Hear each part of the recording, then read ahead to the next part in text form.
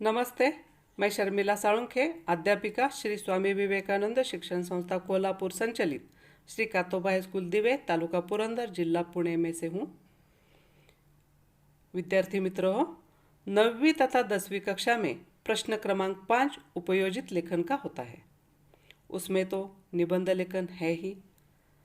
आपने पहली कक्षा से 8वीं कक्षा तक अनेक निबंध के प्रकार देखे हैं, जैसे कि वर्णनात्मक निबंध, विवरणात्मक निबंध, विचारात्मक निबंध, कल्पना प्रधान निबंध, आत्मकथात्मक निबंध। आज हम सबसे आसान आत्मकथात्मक निबंध कैसे लिखा जाता है, इसका अध्ययन तथा लेखन करेंगे। आत्मकथात्मक निबंध भी अनेक नामों से पहचाने जाते हैं, जैसे कि आत्मवृत्तांत, आत्मवृत्त, अपनी कहानी, आपबीती तथा स्वकथा। ध्यान में रखिए, उसमें भी थोड़ा फर्क है। आत्मकथा यानी मन की बात, जो जीवन में घटी घटना का स्वयं लेखन करना।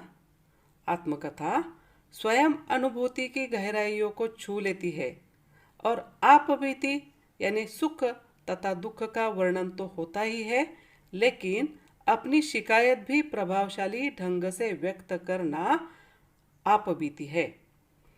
आत्मकथा यानी कथनात्मक प्रकार है। इसमें सजीव निर्जीव घटक स्वयं कथन करते हैं, ऐसा वर्णन होता है। जैसे कि हम देखेंगे एक सैनिक की आत्मकथा। आप मेरा परिचय चाहते हैं, तो मेरा परिचय यह है कि मैं एक सैनिक हूँ, मैं भारतीय सैनिक हूँ, इसका मुझे अभिमान है। दूसरा, जैसे कि नदी निर्जीव है, लेकिन वह भी हम स्वयं हैं। कैसा वर्णन करेंगे इसका? पर्वत से निकलकर कलकल ध्वनि करती बहती पर्वतराज हिमालय की पुत्री मैं गंगा नदी हूँ, लोग मुझे अत्यंत पावन मानते हैं। विद्यार्थी मित्र हो, आप ये ध्यान में रखिए कि आप आत्मकथा लिख रहे हैं, आप नदी की जानकारी नहीं लिख रहे हैं। आप कभी कभी भटक जाते हैं और बीच में ही लिखते हैं, नदी हमें स्वच्छ जल उपलब्ध कर देती है। जहाँ पर नदी की धारा बहती है, उसमें नदी को घाटी कहते हैं।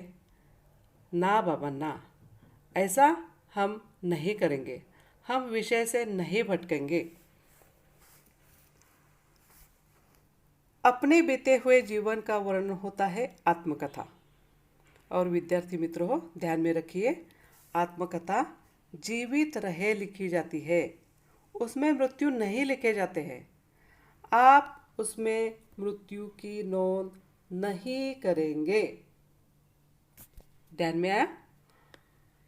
अब ये आत्मकथा लिखते समय थोड़ा ध्यान दें।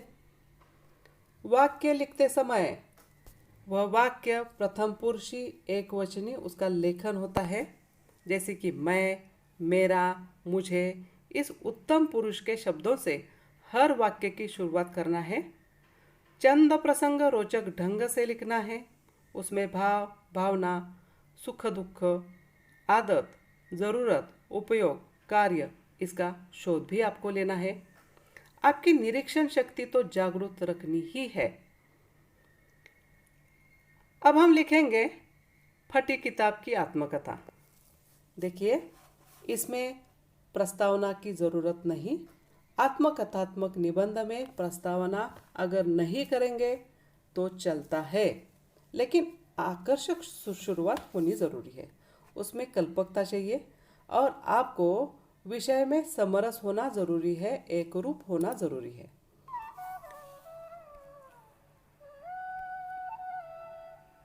देखेंगे फटी किताब की आत्मकथा, फटी पुस्तक की आत्मकथा। मेरी जिल्द पर अंकित सुनहरे अक्षर देखकर मेरा जीवन वृत्तांत सुनने के लिए बड़े उतावले हो रहे हैं ना? तो सुनिए। मैं एक पुस्तक हूँ। मेरा जन्म घास फूस कर और बांस के बड़े बड़े पेड़ की साल निकाल कर और उसके टुकड़ों से प्रकाशक मुझे प्रकाशित करवाता है। तो यह सोचता है कि लोग इस पुस्तक को खरीदकर इस पुस्तक से ज्ञान प्राप्त करें। मैं जब पुस्तक बनकर तैयार होती हूँ तो मुझे खरीदने से पहले बहुत से लोग मुझे देखने आते हैं। उसमें बच्चे होते हैं, बूढ़े होते हैं, नौजवान भी बहुत देर तक मुझे निहारते रहते हैं। एक दिन एक 10वीं कक्षा का बच्चा आया और उसने मुझे खरीद लिया। मुझे खरीदते समय वह बहुत खुश लग रहा था। वह मुझे घर पर ले आया और रात के 12 बजे तक उसने पढ़ा। उसके बाद उसने वही टेबल पर मुझे रख दिया। मुझे बहुत अच्छा लगा। सुबह जब वह लड़का स्कूल गया तो उसने मुझे अपने दोस्तों को दिखाया। उसके बहुत दोस्त भी थे, बहुत खुश हो गए मुझे देखकर। वह रोज रोज मुझे पढ़ता था। कभी कभी वह मुझे अपने दोस्तों को भी दे देता था, लेकिन कुछ समय बाद वह दोस्त मुझे वापस उसी लड़के के पास देते थे। मैं हमेशा उसके पास रहती।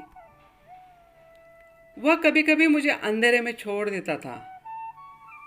वहां बैठे हुए मुझे थोड़ा अच्छा नहीं लगता था।